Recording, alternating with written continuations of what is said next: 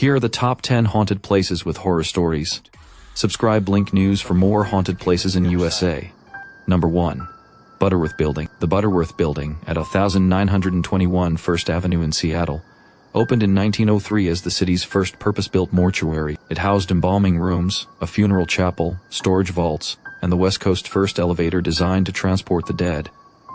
Beneath it lay the basement once filled with coffins, now home to Kel's Irish Pub. Over the decades, countless deaths passed through its walls, and many believe some souls never left. Today, visitors report cold spots, shattering mirrors, moving glasses, and two famous apparitions, a playful red-haired girl and Charlie, a derby-hatted gentleman. Both have been documented on ghost tours and paranormal TV shows. The red-haired girl. Imagine stepping into Kel's Irish Pub, cozy lighting, the smell of Guinness in the air, soft Irish music in the background. But as you take your seat, you can't shake a feeling that something here is watching you. That feeling has a name, the red-haired girl. The building you're sitting in wasn't always a pub. In 1903, it was Seattle's first purpose-built mortuary. The basement where you now sip beer once held bodies awaiting burial. Hundreds, maybe thousands, passed through here. And some, it seems, didn't leave. She appears without warning, a young girl, maybe 8 or 9 years old, with striking red hair and an old-fashioned dress. She doesn't speak, she just plays. It starts subtly. A pint glass slides an inch along the bar with no one touching it.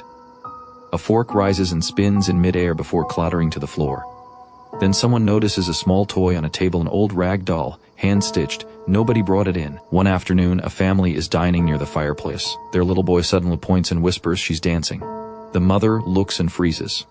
There, twirling barefoot between the tables, is a girl in a crimson dress. Her laughter is soft, almost musical. Before anyone can speak, she drifts toward a wall and vanishes straight through it. When the family gathers their things to leave, the mother notices something on the floor, a single red curl of hair. She picks it up, it's warm to the touch. Staff place it behind the bar, where it remains to this day. Local historians think she may have been a victim of the 1918 Spanish flu pandemic, one of many children brought here during the outbreak. Now, patrons leave toys by the window for her. Sometimes the toys are gone by morning, and sometimes they come back, move to another table, as if she's still playing. Charlie, the derby-hatted gentleman. Not all spirits in the Butterworth Building are childlike. Some are formal. Meet Charlie, a tall man in a vintage suit and derby hat. He's seen mostly during live music nights, standing quietly near the back, watching with the air of someone enjoying a private show. The first recorded sighting was in the early 2000s. One of the owners saw him clearly: thin hands, dark suit, hat tilted just so. He walked toward the bar and vanished before her eyes. Bartenders say Charlie loves mirrors. You might catch him in the reflection behind the bottles, a man smiling faintly at you only to turn and find nothing there. He's not violent, but his presence is impossible to ignore. Glasses fall. Bottles rearrange themselves. Plaster crumbles from the ceiling during a particularly loud chorus. One regular swears he felt warm breath on his neck, right as the band hit a high note. Ghost investigators have counted as many as 19 spirits in the building, but Charlie is the most human. They think he might be a mourner from the mortuary days, someone who attended so many funerals here that he never truly left. Some nights, the pub goes silent for just a heartbeat, music, chatter, everything. And in that moment, you'll feel it, the weight of someone standing just behind you, hat brim low, watching. If you ever see him, don't panic. Raise your glass, because Charlie, he'll raise his right back. Number 2. Georgetown Castle. Nestled in Seattle's Georgetown neighborhood, the Georgetown Castle, also known as the Gessner Mansion, is a Queen Anne-style Victorian built in 1902 by gambler Peter Gessner as a grand home for his estranged wife. Within a year, Gessner took his own life inside its walls. Some say suicide, others whisper foul play. Over the decades, it served as a brothel, speakeasy, boarding house for Boeing workers, and more. Today, it's a private residence. Yet locals still speak of multiple restless spirits, including Gessner, a murdered sex worker, and a tormented niece, all captured in ghost tours and urban lore. Peter Gessner's final walk.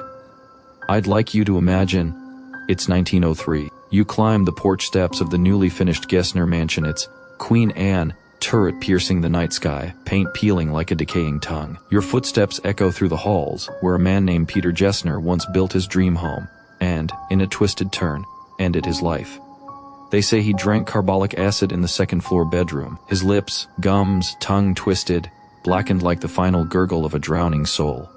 Newspapers called it a grim suicide of lovesickness. Others whispered, suspicious circumstances. No inquest followed. His wife Lizzie, gone to the nearby chicken farm, recovered, remarried, and moved in herself. That house, his castle, became a mausoleum for secrets. Fast forward to the 1970s, and the mansion stands abandoned, brambles claw at the siding. The pinkish paint bleeds into rusted removal. Two residents, Ray M.C. Wade and Peter Pedersen, live there for a time. They find a wall completely sealed off. Within, a room so frigid it stops breath. Then at night, brawls crack like thunder above them, furniture shifts, orbs drift into view, sorrow shears into the air. Pedersen paints what he sees: an old woman with coal-black eyes, clutching her throat.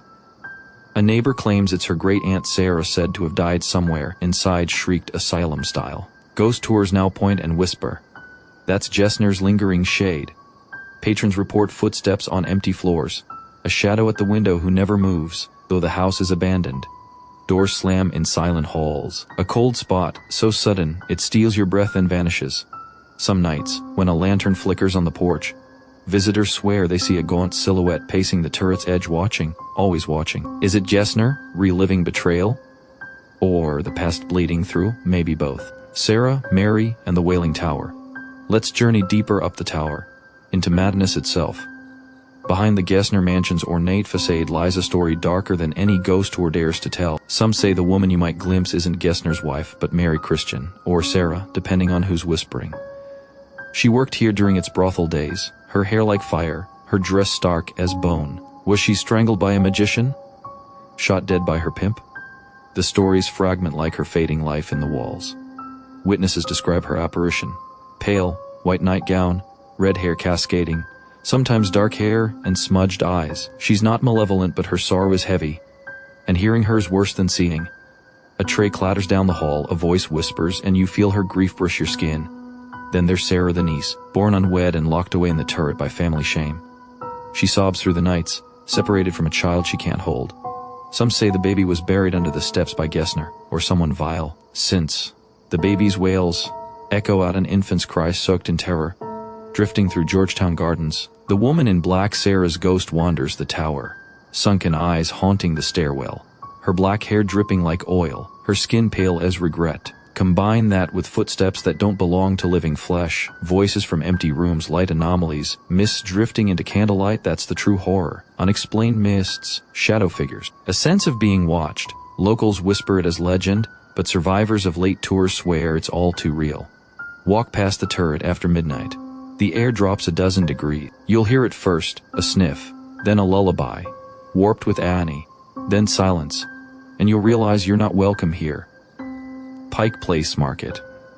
Established on August 17, 1907, Pike Place Market is one of the oldest continuously operated public markets in the U.S. It was built atop a former indigenous burial ground and Seattle's first mortuary, which contributes to its enduring spectral lore. Merchants and visitors report ghostly encounters with spirits such as Princess Angeline, the eldest daughter of Chief Seattle, plus the mischievous juvenile spirit Jacob, the elusive shopkeeper Frank Arthur Goodwin, and the lullaby-singing Fat Letty Barber. Stories are consistently told in outlets like the Seattle Times and haunted-houses.com. Princess Angeline, the timeless basket seller. Picture this.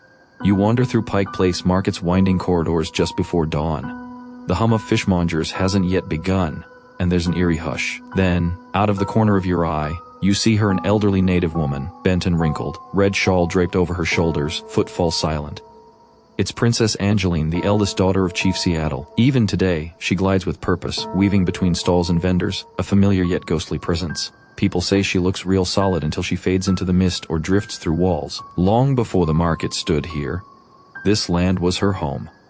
She lived there until her death in 1896, the last of Chief Seattle's direct descendants to remain in the city. She supported herself with laundry and basket weaving, and when she died, Seattle gave her a canoe-shaped coffin and a proper funeral. On ghost tours, guides point near the stairs off Western Avenue where she's most often seen. Some market-goers swear they caught her standing by flower vendors, offering wares, then disappearing when approached. One longtime vendor recalled starting her day in the dimly lit hall. She sensed movement and turned. There stood a tiny figure holding baskets. She blinked, The figure stopped, offered a nod and vanished, her breath caught. And she later learned it matched descriptions of Princess Angeline exactly. Paranormal experts note that she appears sturdier than a typical apparition. Solid until you look twice, and often lingers where she once worked, inhabiting the memory of her own daily routine. Locals claim her spirit is protective, watching over the market she once walked, still tending her unseen stall each dawn. Jacob and the Fat Lady Barber, mischief and lullabies. On another corner of Pike Place Market, behind cheerful vendors and cozy shops, lies a realm of echoes and fractured memories. That's where Jacob, a boy's spirit, and the Fat Lady Barber roam, each leaving a chilling mark. Jacob was a young stable boy who succumbed to the 1918 Spanish flu.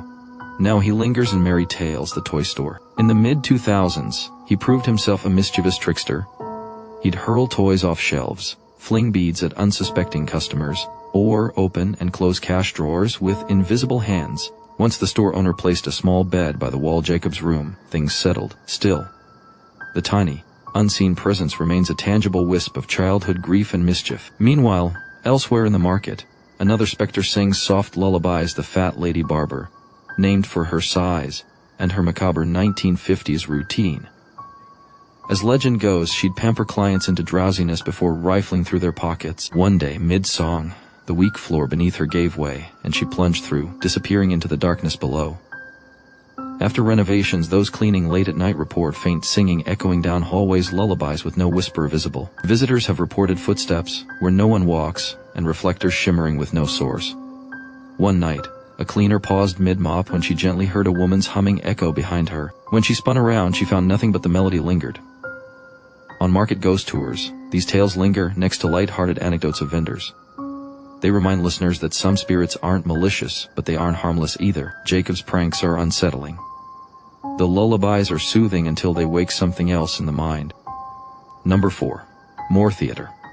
The Moore Theater, located at 1933 122nd Avenue in Seattle, opened on December 28, 1907. Designed by E.W. Houghton and named after developer James A. Moore, it became one of Seattle's grandest venues, first hosting vaudeville acts and later concerts and films. Built atop an old cemetery, some graves were moved, though others may remain entombed below.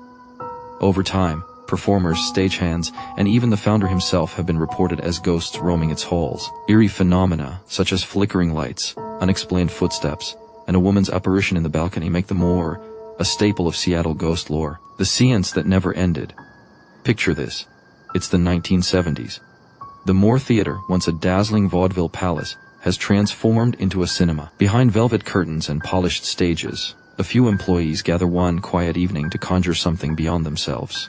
A seance. That's where it all started. In the middle of their ritual, the theater owner storms in and uproariously dismisses them, the seance unfinished, dangling in midair. Many believe that in that moment, they didn't just stop a ritual, they left the door ajar, cracked open a portal, and carried the supernatural right in.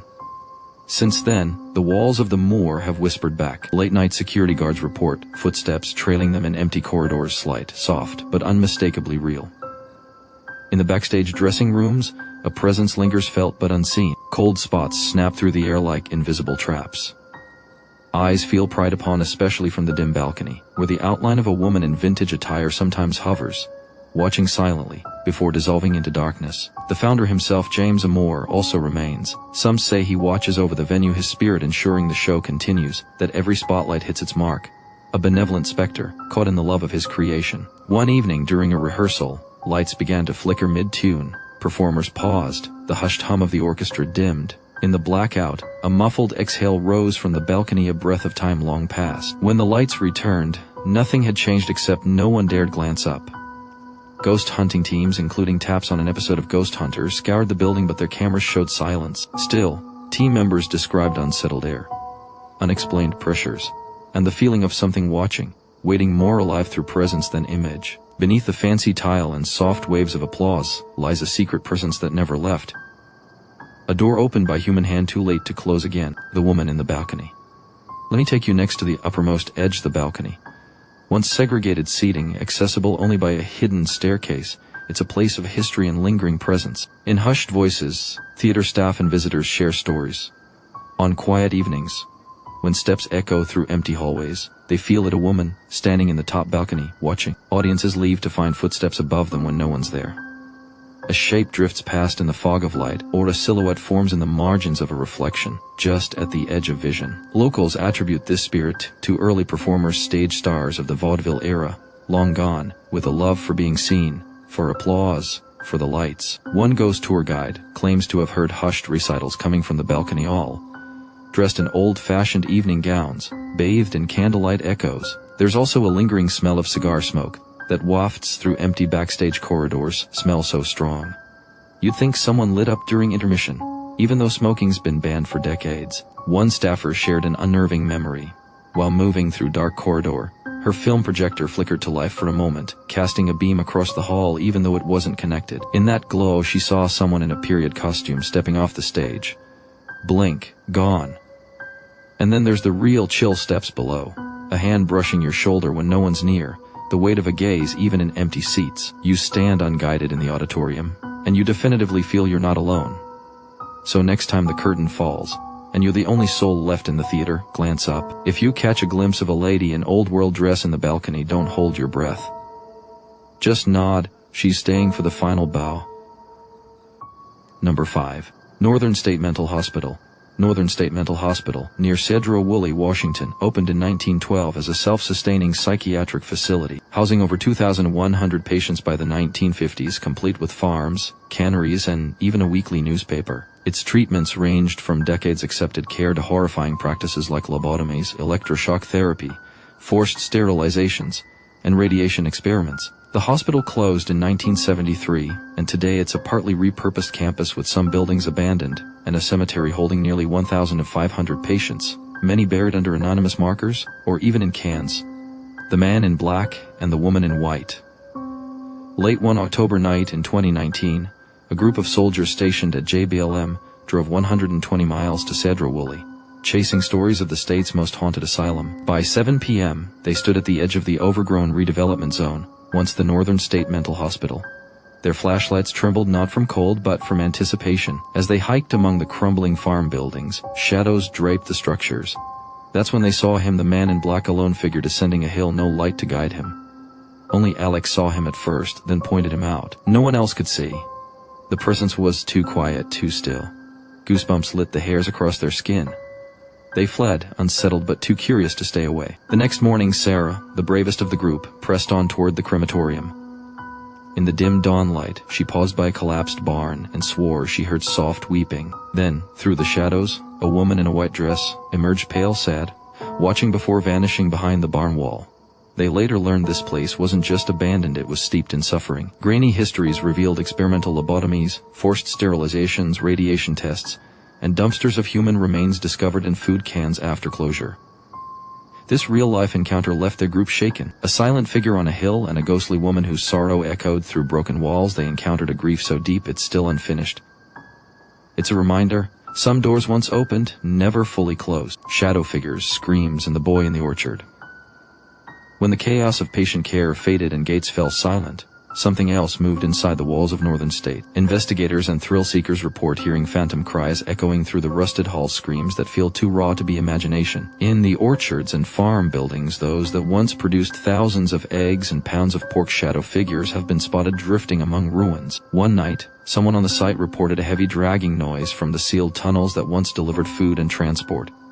Footsteps moving deep underground, when no living soul was near. One small, recurring apparition is that of a boy in the orchard, veering between oak and apple trees before disappearing into nothingness. Another frequent tale involves a nurse pushing a patient in a wheelchair, a fleeting glimpse echoed across multiple accounts. In one chilling report, a team of investigators witnessed lights flicker on in Surgeons Hall, long after power was cut. The air temperature plunged nearly 20 degrees, a cold spot under surgical lamps like a prelude to a ghostly operation. These stories aren't just folklore. The hospital was featured in Ghost Hunter Season 3, where investigators observed unexplained phenomena on camera. Haunt sites list Northern State with real encounters, bedsheets tossed, bedpans flung, vivid apparitions of a little girl with a red ball, and even the chilling image of a nurse hanging from a noose. Whether seen out of the corner of your eye, heard in the whispers of winded corridors, or felt as a shiver across your neck, Northern State doesn't just tell history, it haunts it. And those who venture close can sense something ancient, residual, grieving in the ruins. Number 6. Oxford Saloon. Built around 1900, originally as Blackman's Dry Goods, the Oxford Saloon transformed into a saloon, gambling hall, and reputed bordello by the early 1900s in Snohomish. Over its turbulent history, it saw at least 10 killings, including that of off-duty police officer Henry stabbed while breaking up a fight. Today, it's a lively bar and live music venue, but locals and staff report paranormal activity. Footsteps, laughter, objects moving, and apparitions of a bowler-hatted man, a madam named Kathleen, and her unfortunate employee Amelia. Henry the cop's last beat. Picture the Oxford Saloon's original configuration: flickering lanterns, sawdust floor, a raucous crowd surrounding the men's card room, the stakes highest in the basement and tempers flaring. Henry, a local cop moonlighting as the saloon's bouncer, prided himself on keeping order. One night, that order shattered. A fight erupted on the stairs leading down to the card room. Henry stepped in. He didn't stand a chance. In a moment of brutality, a knife found its mark. He collapsed, the din continuing as though untouched. He died in the fray. Today, his ghost remains. Staff and visitors recount chilling encounters, feeling unseen hands pinching them in the women's restroom, strange bruises and cold dread where none should be. Chairs rearrange themselves downstairs without explanation, as though Henry's still managing the seating. One bartender found 2 chairs in weird positions near tables she'd just cleared. Her hair stood on end. She knew she'd placed them correctly. She left that area alone after that. Another visitor entered the ladies' restroom where Henry is often said to lurk. The door felt like it was being forced shut. She struggled, then felt a strong grip on her arm. She recalls seeing a man with dark hair, a mustache, tense face in the mirror. Then he and the pressure vanished just as suddenly. He's known as tricky, mischievous, not malicious but ever-present. Whether defending order or enforcing his old beat from beyond, he is on duty and remains one of the most notorious spirits this saloon houses. Kathleen, Amelia, and the upstairs shadows. Step upstairs, past the clink of glasses and the echo of laughter, where the Oxford second floor holds a different kind of presence. This was once the bordello's domain. At its center was Kathleen, the madam, often described in dreams as an elegant older woman draped in purple, ribbons to match. Then there was Amelia, one of her girls. Her ending was abrupt and chilling, discovered curled in a closet, her neck broken. Was it suicide? A desperate escape?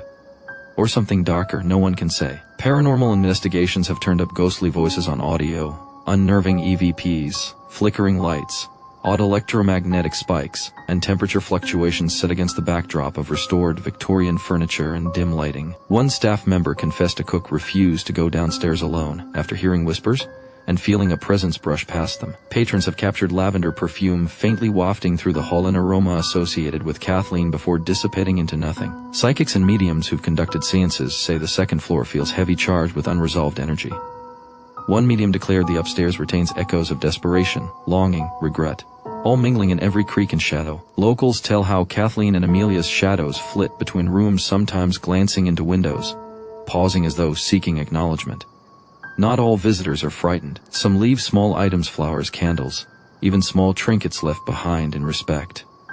They say Kathleen remains as the haunt's matriarch, Amelia as the sorrowful child she protected or betrayed. Their presence is soft or perhaps wounded, and the upstairs remains the Oxford's most poignant and restless floor.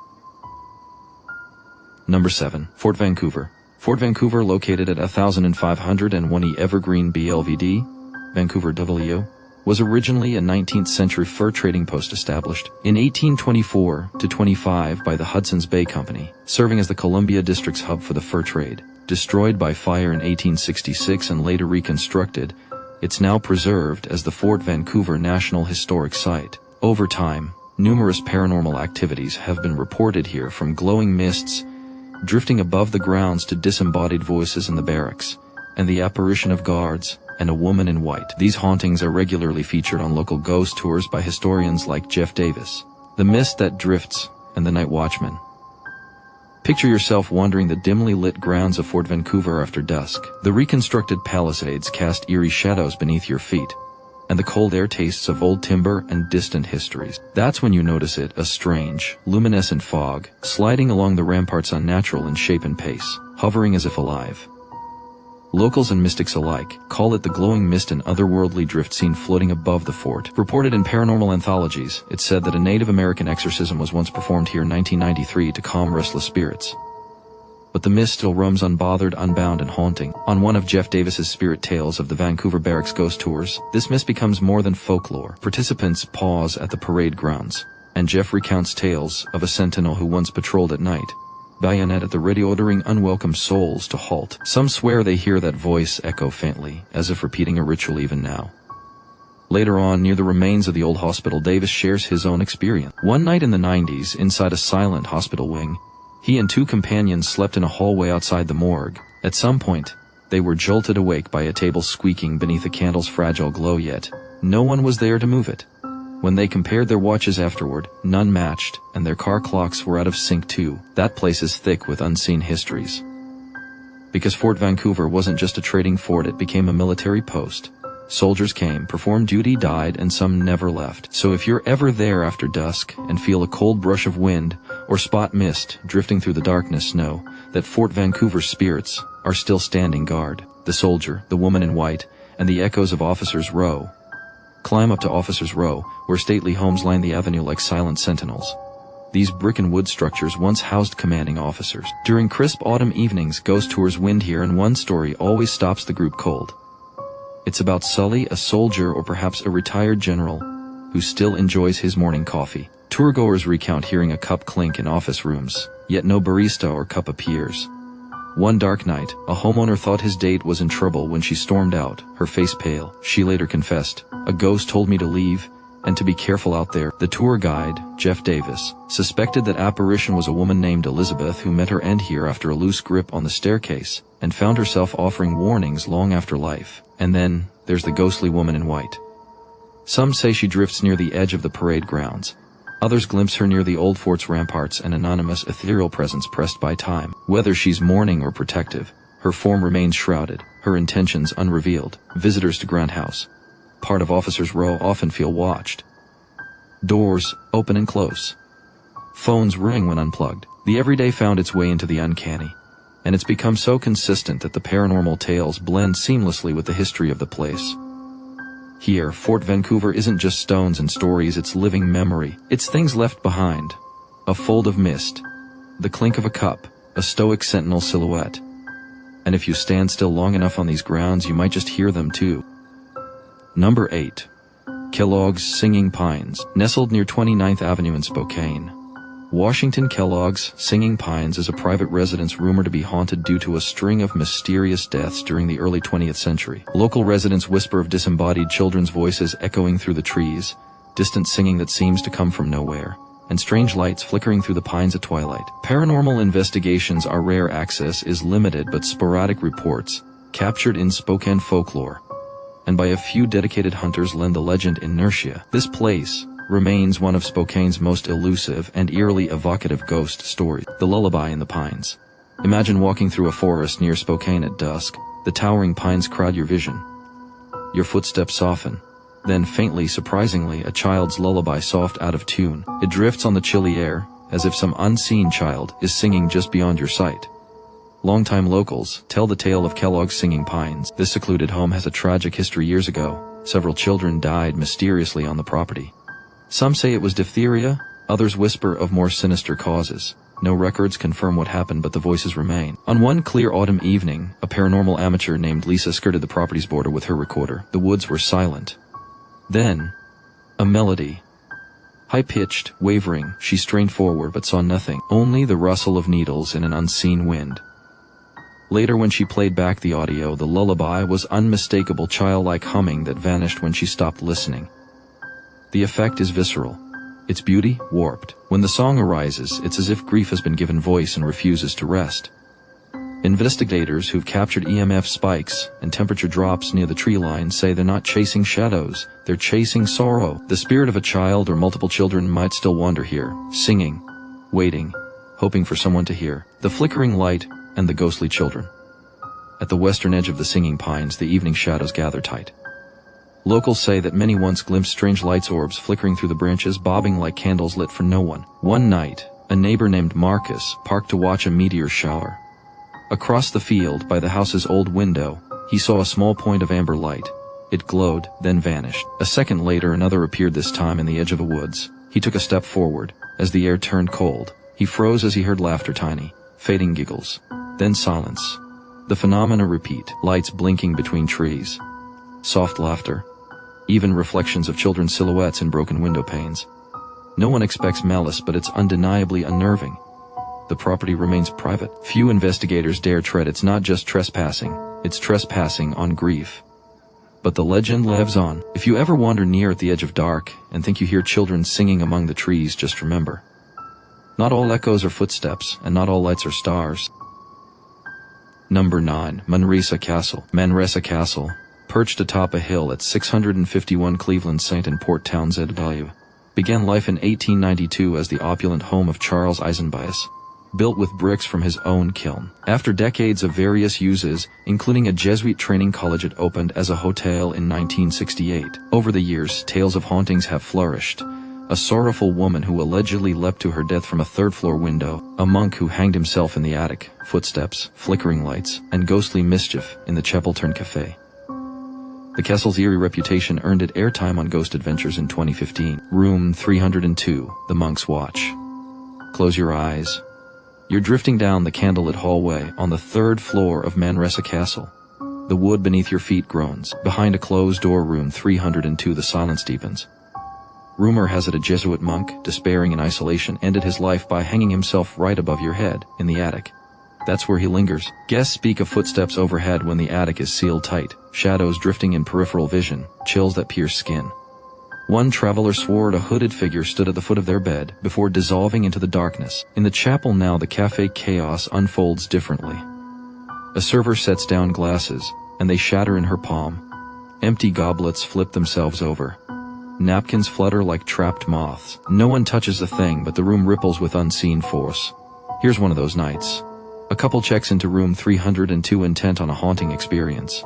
At 3 a.m. the air turns frigid. Their breath is white in the lamp's glow. The bed trembles. A soft scraping begins, then grows into a slow, methodical shuffling above them. It stops. And then with a smooth, deliberate glide, the door cracks open. No one enters. No one leaves. They don't sleep again. When morning comes, the bartender confirms strange journals documenting these incidents exist: sketched orbs, disembodied voices, impossible shadows caught on film. They're collected with equal parts dread and fascination by the staff. After all, the castle's lure isn't just history, it's unresolved. Room 306. Now move to room 306, towering windows peering over Port Townsend's misty coast. Legends say a woman named Kate once gazed lovingly out here, waiting for her betrothed to return from sea. Then came the letter he never would.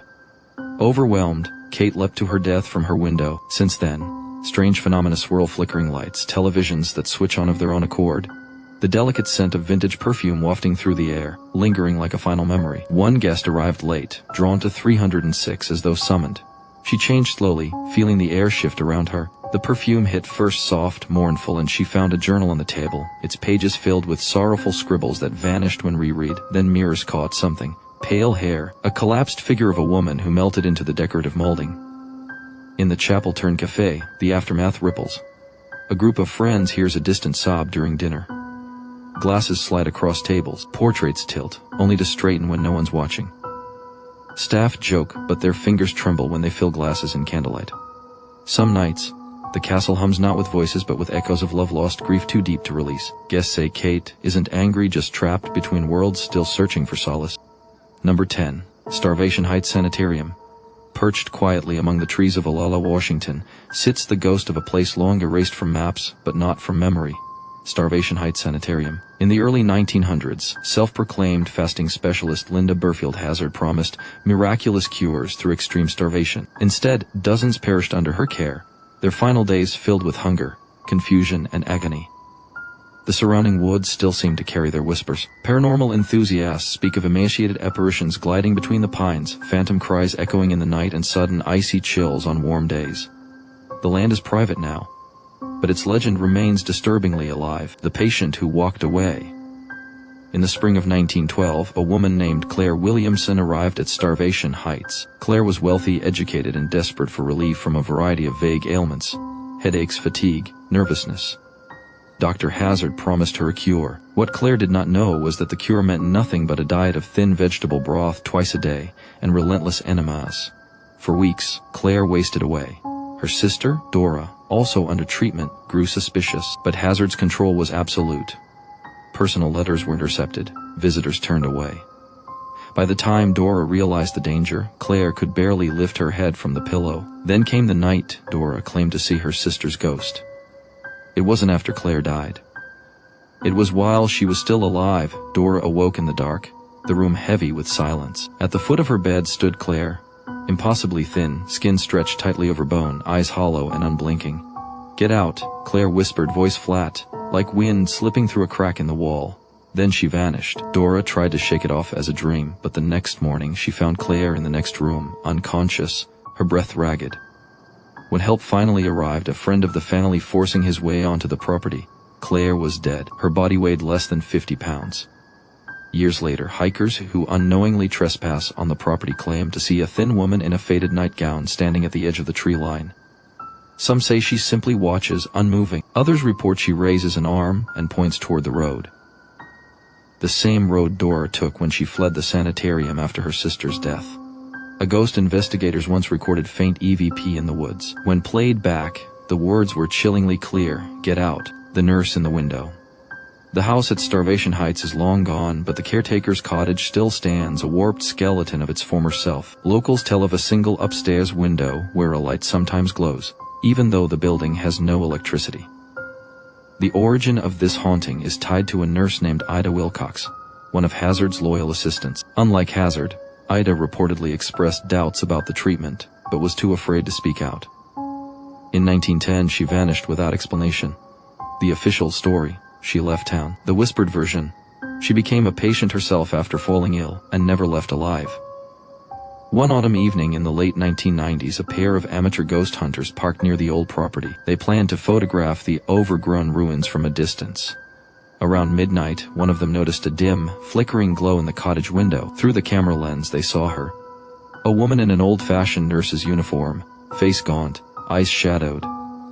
She appeared to be looking down at something in her hands. When one of them shouted, the woman's head snapped up, and the light went out instantly. When they reviewed the photo later, the nurse was still there, but her face was blurred, mouth open, as if caught mid-scream. Several paranormal groups have tried to debunk the sighting, but even the skeptics admit that multiple independent witnesses have described the exact same nurse. Same window, same uniform, same terrible stare. Some believe Ida is trapped at Starvation Heights, doomed to repeat the role she played in life, a silent witness to the slow, deliberate cruelty that unfolded within those walls. Others say she's warning people away from the place, before they meet the same fate as the patient she couldn't save.